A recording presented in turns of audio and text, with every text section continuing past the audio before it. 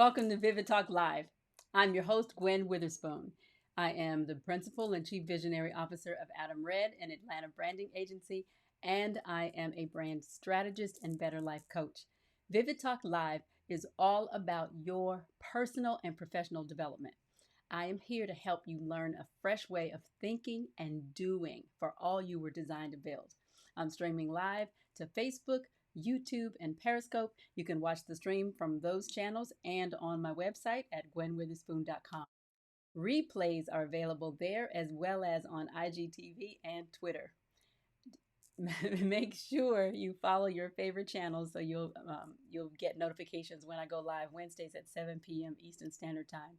Tonight, we're going to talk about the F word, failure. What's the difference between curling up in a ball and being energized? And instead of spending your time trying to avoid failure and being devastated by it, what if you could use failure to move you forward? Please introduce yourself in the comments. Your questions are welcome. Katrina and Ron are helping me monitor the comments, and I want to thank you so much for joining. Please share the link, invite your friends, and tell them about the replays. Now we're going to get right into it right after this.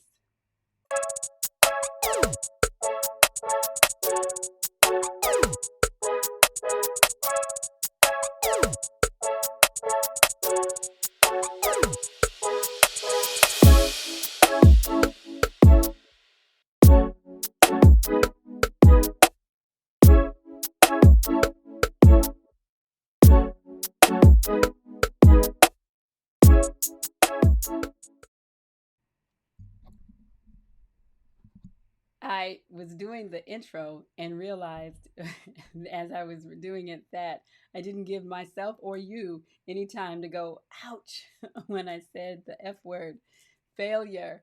Um, really, when you say the word, it just kind of does something to you in your soul. But anyway, before we jump into it, please follow at Gwen Fuchsias on Facebook, Instagram, Twitter, Periscope, and Gwen Witherspoon Coach at YouTube on youtube.com or YouTube. And then I want to make sure you also understand exactly where to get all the information about me and about Vivid Talk Live. You want to visit my website at gwenwitherspoon.com. And there you'll get, now I never point this out, but also I mentioned the social, follow me on social networks. All the social links are at the top. And you can watch live from the show from the website.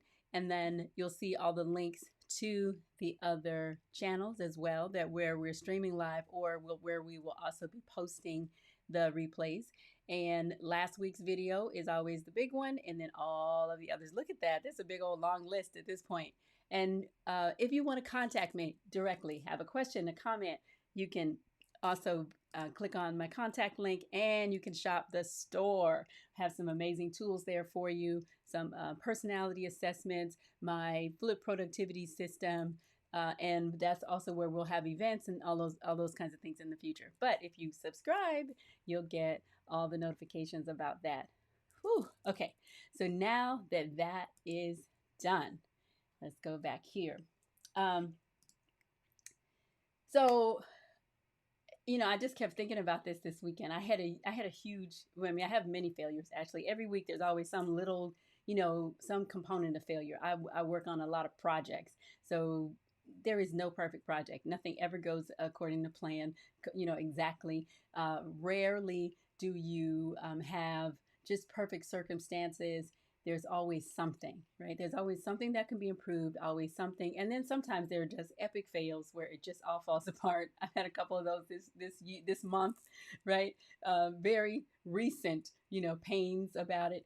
And what I'm learning that, one, I'm proud of myself because I'm getting to the place where now I'm not allowing failure to devastate me. And so I want to talk to you about that. Have you failed at anything in the last 24 hours, 48 hours, 7 days, 30 days, this year? How have you handled the pandemic? How have you handled any disruption in your business? How have you handled disruption in your family? Not being able to connect to people the way you would like, or really having epic fails in just in relationships. I had a friend, I read a post today about the breakup of her marriage on Facebook. And I'm telling you, there's certain moments where I cannot spend too much time on Facebook because I have read her post and then right behind that read something else. And before you know it, I was an emotional wreck. But, there's failures, there's things that happen that there are things that are our fault that we are directly responsible for. There are, omissions. There's things we've forgotten. There's things we just chose not to do. And those decisions had dire consequences. I remember I haven't had a situation this devastating, but I remember decades ago, long, before I lived in Atlanta, I had a situation in a personal relationship where I'd made a decision and it just turned out terribly. And it felt like um, I felt devastated by it. Like it bothered me that there was one decision I made, and that one decision really it felt like eternal consequences, right? And I just was so remorseful that this one tiny seeming little thing that I had done, and I knew I was responsible for it, but that one decision had such huge and far-reaching ramifications, and it just couldn't wrap my heart and mind around the fact that it was such a big mistake and it felt so final, right? And unfortunately, life is just a series of failures, one after the other. I learned in my MBA class. And I think I've mentioned this before. I always draw these references back. My brain is almost like a little inventory, like a catalog, and so it's always reminding me of these trails that I've already gone down. And so I want to try to connect those dots as we talk, from week to week. But I made this mistake, and what I realized is that um, these every mistake that we make is really just helping us to learn. Oh, what I was getting on as in my MBA class, I was reading this book and it was talking about the percentage of failure for small businesses, and the average business fails within 95%, like this ridiculously high number. 95% of small businesses fail within the first 5 years. So when I saw that only 5% had a quote unquote success rate, I was just liberated by the whole idea. I was like, oh, okay. So then I'm in really good company. I am not the exception. I am not the only one who is suffering. And somehow I got great comfort from that idea. And so when you realize that really failure is a part of it, like you cannot, when you start out doing anything, you can't help but be incompetent at it. Just that's it. I mean, if there's anything that you've done, you're working on, that you're starting, when you start, you're not very good at it. Watch a newborn when they make their first step, when they hold their heads up for the first time, when they sit up for the first time. You watch the progress. Now, when we look at a child, it feels like the time just flies by. But their every day is basically essentially them trying new things and quote unquote failing, like not being very good at it. And you got to think about every time you try something. I know I tend to judge myself by everybody else that's already doing it well, that's already experienced, that knows what they're doing. And so, sometimes we can be really sheepish about just afraid to try anything new because we think, oh, I'm going to make a mistake. Well, of course you are. If you have never done it before, if it's something that's new to you, of course you are going to be bad at it. Of course you are going to fail, right? And so what I want to talk to you now, tonight about is just really letting failure be your fuel. Letting failure be the thing that helps you to move forward, that propels you even like a rocket, What if you could look at every failure that way? And I think in order for you to do that, you have to embrace the entire process. And the process, what we're talking about week to week, and during Vivid Talk Live is we're talking about your personal development, your personal and professional development. And development just infers that you're going to be training, you're going to be stretched, you're going to be learning, you're going to be trying new things. And every time you do that, when you live your life that way, you're going to grow, you're going to get better, you're going to get stronger. I mean, when you are exercising, it's awful, like it's awful to do at first, right? It's like, for me, there's certain types of exercise that I find really boring, they're not interesting, but there are activities that I need to engage in because I have to develop those muscles, right? And as you develop the muscles, what happens? They get sore because you hadn't been using them before. So now that you're starting to put them into action to use them, now those muscles, they've got to recover, because, and while they're recovering, it hurts, it aches. Um, uh, Peter Daniels is an Australian millionaire I talk about often, and he said that success is the willingness to bear pain. And he also talked about, he said you have to step into the pain arena. And when we want to grow, when we want to succeed, we want to build, when we want to make a difference, we want to do something, when we have a vision that's bigger than ourselves, then we have to step into the pain arena. We've got to embrace pain. We've got to recognize that that pain is really an ally, right? And there's different types of pain. There's pain that produces, and there's pain that destroys. And so years ago, I made a decision that I was going to do everything I could to choose pain that produces in my life, that produces something positive. And so when you get that mindset, you're going to allow failure to become your fuel. And so I wrote down about 5 points, the 5 things that we need to do when we fail. And that's every type of failure, failure in relationships. And really, it's also, when you fail, it's what's going on in you emotionally that really makes the difference, that determines whether or not you allow it to be a positive thing in your life or not. And so the first step is you need to be honest. So honesty is the first thing that you need to do. You got to own your own actions. You got to be honest about how you contributed to the failure. You may be 100% responsible. You may be partially halfway responsible. Really, the percentage of it doesn't matter. What's important is that you're honest with yourself about how you contributed to the situation. Oftentimes, what we do is we experience what we determine is a failure. Oftentimes, not everything is a failure just because you called it that, but because you emotionally attached that negativity to it. You considered a negative circumstance. It was a failure to you. And so the way to really manage your emotions in the middle of that situation is to first and foremost look at it from every possible side and say, look, what part of this do I own? And own it, right? And then you have to own also your contribution to the outcome. So if you set out to start a business, and the business failed, or failed in whatever, perhaps it just couldn't stay open, so we're going to regard that as a failure, right? So if the business failed, you have to look at your contribution to it. Sometimes there's millions of people around the country that are experiencing failed businesses because of the coronavirus. Hey, Renee, they're experiencing business closures because of the coronavirus situation, because of the pandemic and the shutdown, all those things. There was nothing they could do to really fix that, right? How could you prepare for a situation like that? But at the same time, you can look at that situation and say, okay, what could I have done? Now so this is the second step. You got to have perspective.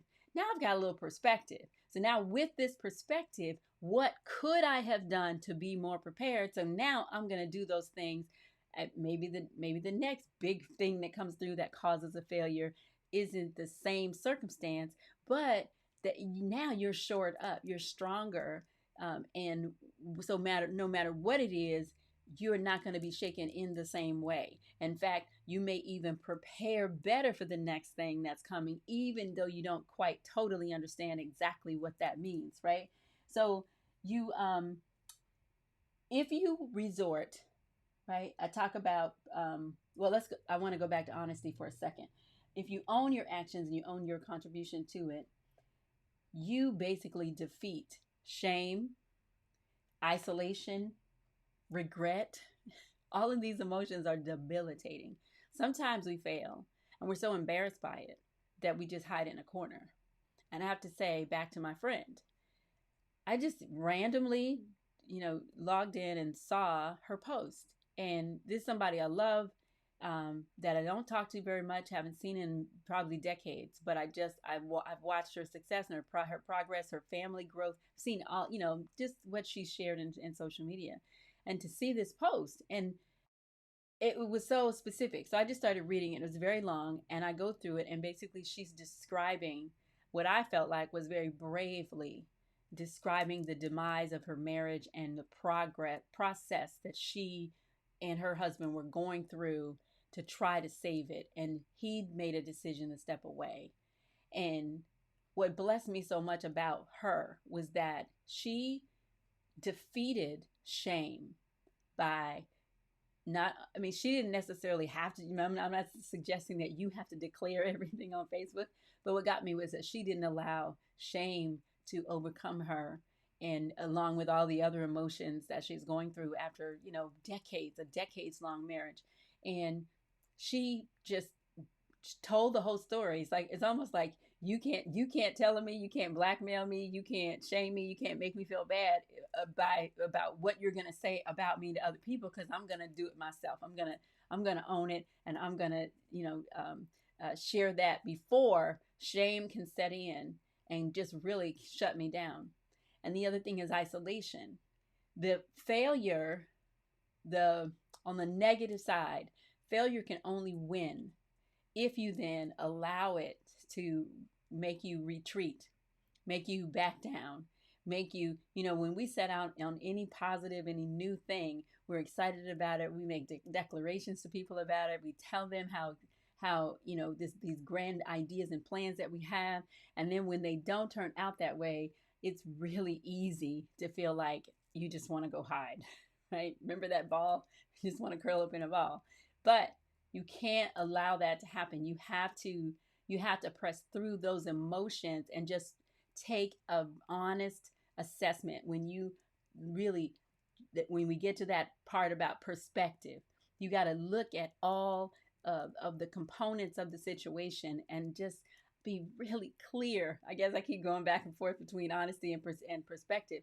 You've got to be really clear and very honest about how things progressed and what happened, so that you can really see it as a positive, and you can find the positive in it that you can build on. And then you can look at the failures, the negative parts of that, and you can say, okay, this is how next time I'm going to, I'm going to try to preempt the situation, try to prevent this from happening that way.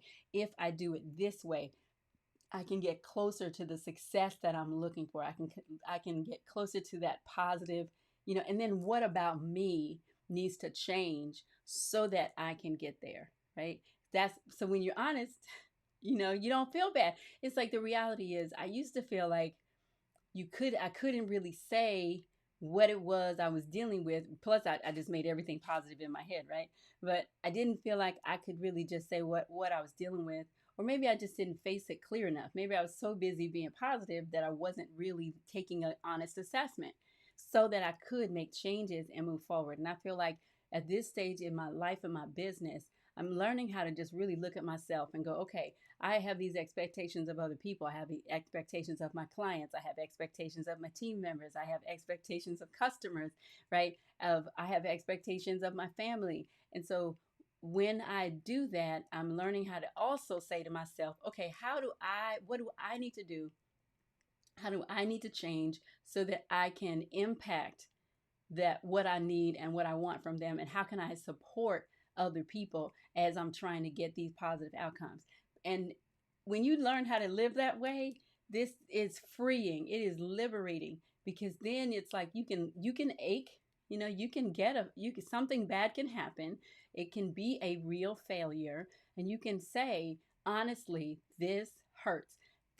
This is disappointing. I am sad. Like you can own your emotions of the full spectrum, but you can look at it ultimately and pull out the good and build from there. Um, the other thing that really can help you let failure be fuel for you is to have options. And I think sometimes what we do is we back our own selves into a corner and we say, if if I'm not married by such and such a day, or if the date isn't set, or if I don't have this number of contracts by such and such a day, then that's it. I'm calling it quits. Like we create something that's so specific. We may set a very rigid goal, and then everything is hanging on that. Or you build your business with one client, and then if that client relationship falls apart, now you are suffering. So then that makes that emotional fall that much more difficult. So what we have to really learn how to do just in our life is, one, to recognize that we have options. I think oftentimes we feel like we're limited and we don't have that we have to take whatever it is we get. And I realize too, in business, I operated that way for a long time. And thankfully, I feel like I'm coming out of it. I'm not feeling like I only have this option or that option. I recognize where I have, like, where I can pivot. I see opportunities for pivot. I make some plan B, C, D, E, F. Like, I have multiple ways in my planning and in my thinking about how to get to the same objective.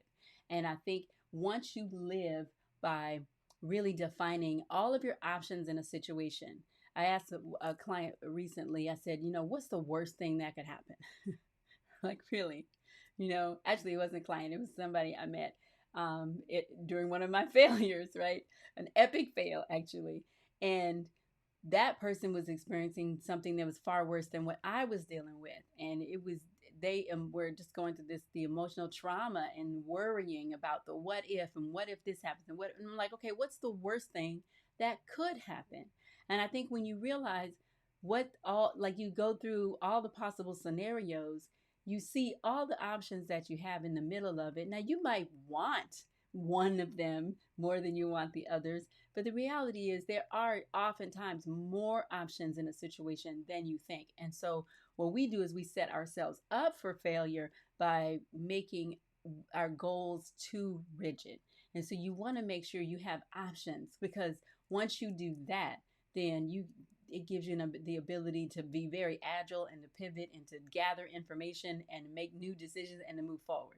Like, there are some people have been devastated by the pandemic and the conditions that we're going through economically as a nation, and some people are thriving. Like, they're even better than ever. And some people were devastated at first, but then finally picked everything up, made a decision, moved forward. Now they're thriving. So it's really and even the people who've experienced a lot of loss, and maybe their business really did fail and economically they don't really have any options, still in the middle of all of that failure all at the same time, they still have an opportunity to really move forward and let failure be their fuel.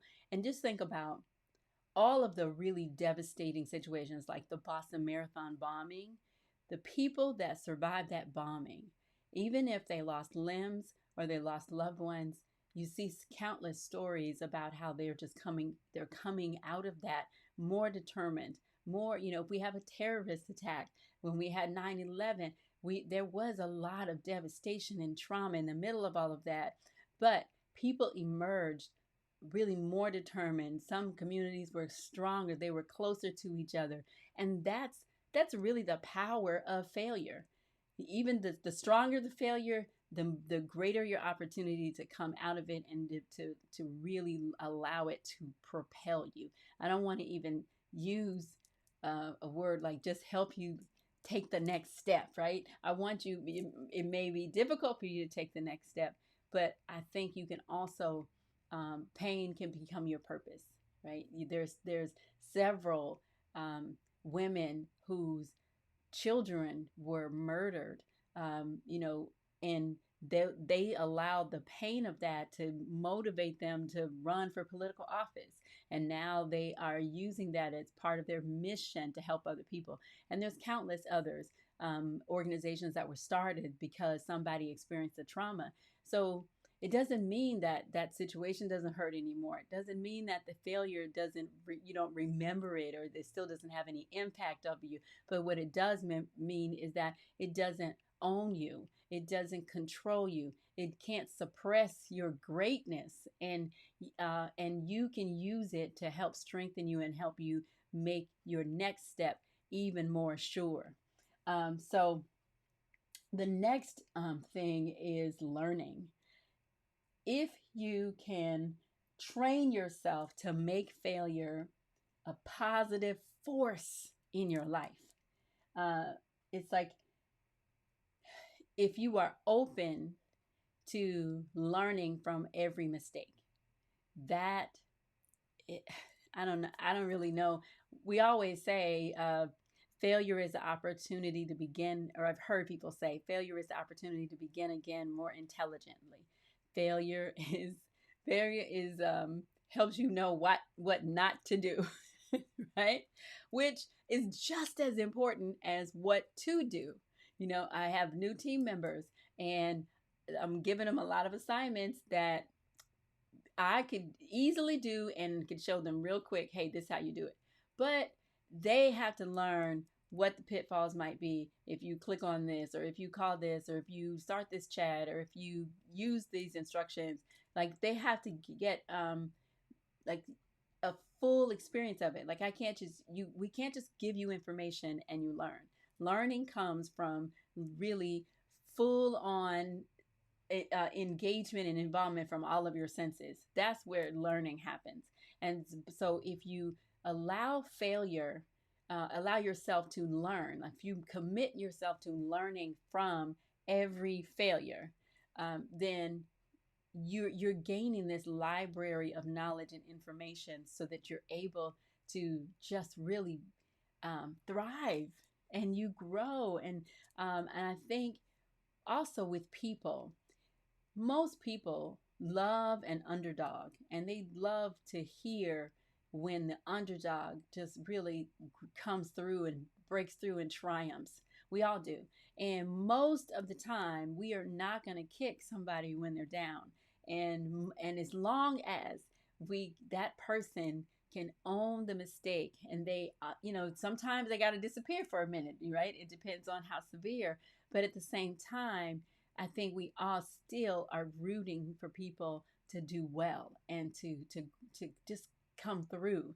And so you have to believe in that for yourself, that people are really ultimately looking for they looking to see you do well. And even in social media, we hear so much about, if you're going to post in social media, surely there are corporations, and they're posting very professional image and polished messages, and that's good. But most social media posts, most people want to really hear your story. They want to see the backstory. They want to see the stuff that's not totally pretty. They want to see all the things that's not worked out. They want to go with you through your process. And so I think that really just highlights human nature, right? And then the next thing is progress. So one of the ways that you can let failure be your fuel is to basically set small goals for yourself that will really help you recognize all of your incremental progress, right? So I'm learning, even on the epic fails, I'm learning how to count all the good things that worked and all the things that that did not work. Take inventory of those things, and I'm learning how to adjust very quickly to go, okay, so next time this is what we need to do. Right? It's almost you get very you get ambidextrous, you get agile, you learn how to pivot, you could do the rope-a-dope, like you learn, you become, you can get in your tip top shape, right? Your fighting weight. You can really learn how to maneuver in the ring, so that anytime, every punch that comes at you, some that you're gonna stop, some you're gonna throw, some you're gonna catch, but you end up in the end, you can be the champion. You can be you can get to the finish line, like all the sports metaphors that I can think of. But eventually, you're just gonna get to the place. Like right now, I have been at this so long and trying so many things and working at so many projects and um, just and really experiencing a whole bunch. Most of it has been failure from a financial standpoint, or maybe just building an established business that can sustain itself. But I got to tell you, I've grown to the point now where I feel like nothing can stop me. I feel like you can't throw anything at me that I ultimately can't handle, and that feels good. But that doesn't mean that everything's all perfect and rosy and beautiful and everything goes exactly the way I want. What that means is I've learned how to let failure be my fuel. I've learned how to embrace it as part of the entire process for this growth life, for this vivid life that I've embarked on. And so really, in short, failure is a teacher. Failure is a teacher, and it's part of the process of growth. And I saw an article on from Reader's Digest, and basically it said that failure can actually trigger your brain to grow. That's deep to me. I love reading about the brain and how it functions. And so there's some neurologically, when we do something well and when we experience a success, there's all kinds of, what is it, serotonin and other things that go through our brain that make us feel happy. And then conversely, when we fail, we get all kinds of other things that happen neurologically, and our brains want to protect us from that. It doesn't want us to fail, and so then we go into this mode. Now you can train yourself for your brain to help you.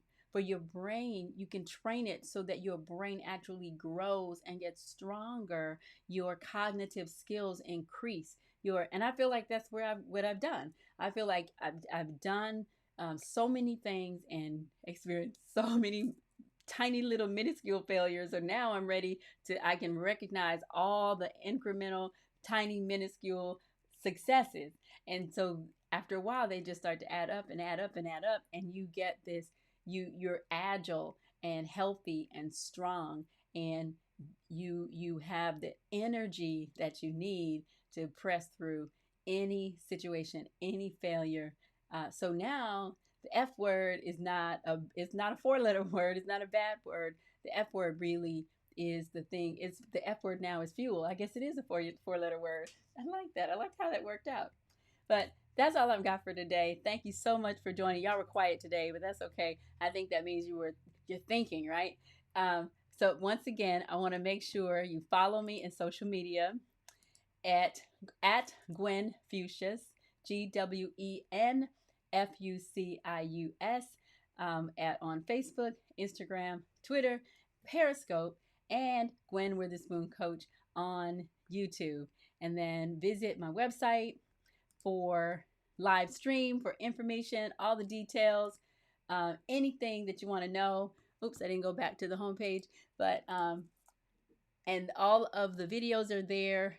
So you can, I've said this over and over, you can go ahead and watch live. Should be streaming on here. Oh, it's not. Okay, it was streaming. It's not streaming now. Who knows? But it's you can watch live on the website or on any of your favorite platforms.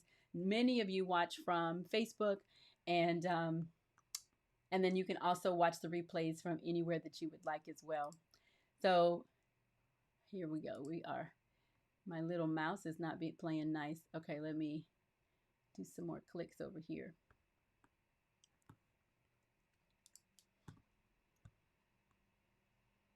What's happening? Here we go.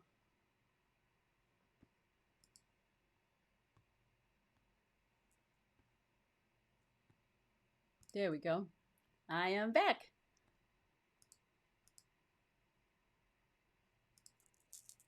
So I want to make sure join me next week, every Wednesday at 7 p.m. Eastern Standard Time, live right here. And tell your friends. See you next week. Bye.